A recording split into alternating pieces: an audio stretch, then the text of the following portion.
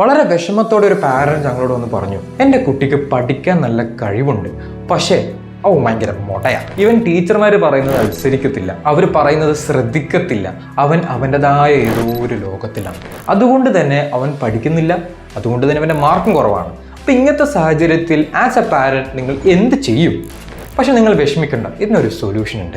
ആദ്യം തന്നെ ഇവൻ എന്തുകൊണ്ടാണ് ഇങ്ങനെ ഒരു സ്വഭാവം ഇറക്കുന്നത് നിങ്ങൾ മനസ്സിലാക്കണം. ഒരു പക്ഷേ അവൻ്റെ പ്രീവിയസ് ക്ലാസ്സുകളിൽ അവൻ ഇഷ്ടപ്പെടാത്ത ഒരു ടീച്ചർ ഉണ്ടായി കാണാം. ആ ടീച്ചർ കുറച്ച് സ്ട്രിക്റ്റ് ആയതുകൊണ്ടായിരിക്കാം, അവനെ ചിലപ്പോൾ തല്ലിക്കാണും, അവനെ വേദനിപ്പിച്ച് കാണും. അത് ആ കുഞ്ഞു മനസ്സിലുള്ളതുകൊണ്ടായിരിക്കും പഠിക്കുന്ന സാഹചര്യം വരുമ്പോൾ അവൻ ഇത്തിരി എതിർക്കുന്നത്. നമ്മളെല്ലാവരും കേട്ടിട്ടുണ്ടല്ലോ, ഒരു സബ്ജക്റ്റിനെ ഇഷ്ടപ്പെടുന്നതിന് മുന്നേ ആ സബ്ജക്റ്റ് പഠിപ്പിക്കുന്ന ടീച്ചറിനെയാണ് ആ കുട്ടി ആദ്യം ഇഷ്ടപ്പെടുന്നത്.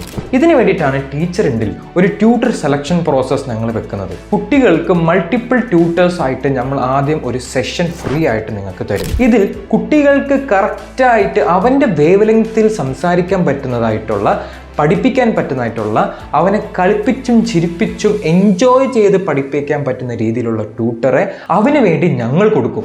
ഇനിമേൽ ട്യൂട്ടർ അല്ലെങ്കിൽ ടീച്ചർ എന്ന് ആലോചിക്കുമ്പോൾ ബാഡ് മെമ്മറി ആയിരിക്കില്ല ട്രിഗർ ചെയ്യുന്നത്, മറിച്ച് ഒരു എൻജോയ്മെൻറ്റ്, ഒരു വൈബ്, ഒരു രസകരമായിട്ടായിരിക്കും ഓരോ ക്ലാസ്സും അവന് ഫീൽ ചെയ്യുന്നത്.